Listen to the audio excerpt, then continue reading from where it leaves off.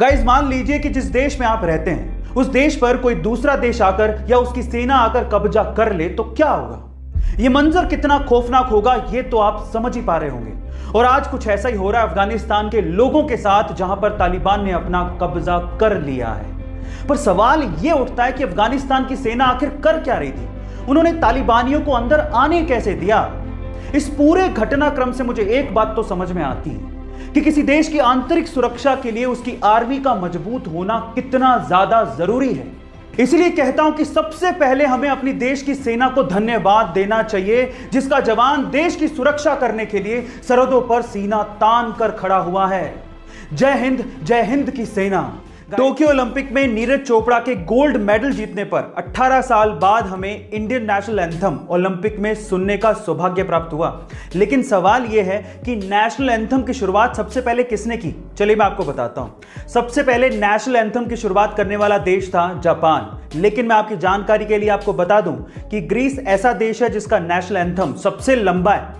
Uganda ऐसा देश है जिसका नेशनल एंथम सबसे छोटा है। लेकिन साइप्रस ऐसा देश है जिसका नेशनल एंथम है ही नहीं। पर इंडिया, इसका नेशनल एंथम सबसे निराला है। मंदिर में चढ़ाए गए फूल अगले दिन कचरे में फेंक दिए जाते हैं, लेकिन किसी के लिए वो कचरा है तो किसी के लिए बिजनेस का आइडिया। जी हां गाइस, आप ठीक सुन रहे हैं। कानपुर के अंकित अग्रवाल ने ऐसे ही कचरे के फूलों से अपने बिजनेस का आइडिया निकाल लिया। उनके स्टार्टअप का नाम है फूल। अब ये करते क्या है, उनके आइडिया को ध्यान से सुनिएगा।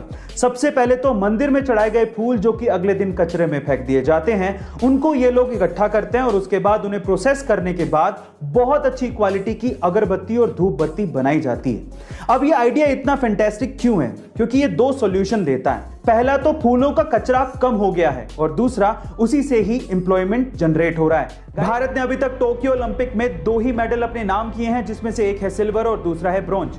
मजे की बात यह है कि दोनों के दोनों मेडल्स भारतीय महिलाओं ने भारत के लिए जीते हैं, जिसमें से पीवी संधू पहली ऐसी भारतीय महिला बन गई हैं जिन्होंने इंडिविजुअली 2 ओलंपिक मेडल्स अपने नाम किए हैं।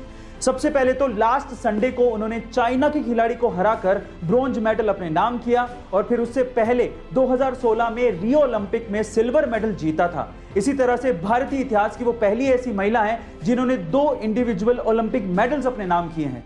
अक्सर जब एक जगह से दूसरी जगह पर जाने के लिए हम लोग सड़क मार्ग का इस्तेमाल करते हैं तो सड़क किनारे हमें अलग अलग रंग के पत्थर दिखाई देते हैं। क्या आप उन रंगों का मतलब जानते हैं? चलिए मैं आपको बताता हूं। देखिए, अगर आपको पीले रंग का पत्थर दिखे तो इसका मतलब वो नेशनल हाईवे है और वो सेंट्रल गवर्नमेंट के अधीन आता है।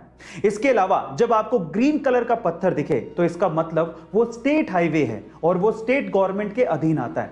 जब काले रंग का पत्थर दिखे तो आप बड़े शहर या जिले में एंटर कर चुके हैं और जब आपको लाल रंग का पत्थर दिखे तो इसका मतलब यह है कि वो सड़क प्रधानमंत्री ग्रामीण सड़क योजना के तहत बनाई गई है और आप किसी गांव की तरफ बढ़ रहे हैं। गाइस, क्या आपको इसके पहले तक ये इंटरेस्टिंग इंफॉर्मेशन पता थी? कमेंट सेक्शन में जरूर लिखेगा और ऐसे अमेजिंग वीडियोस के लिए शेयर, सब्सक्राइब एंड लाइक। मिलते हैं अगली वीडियो में।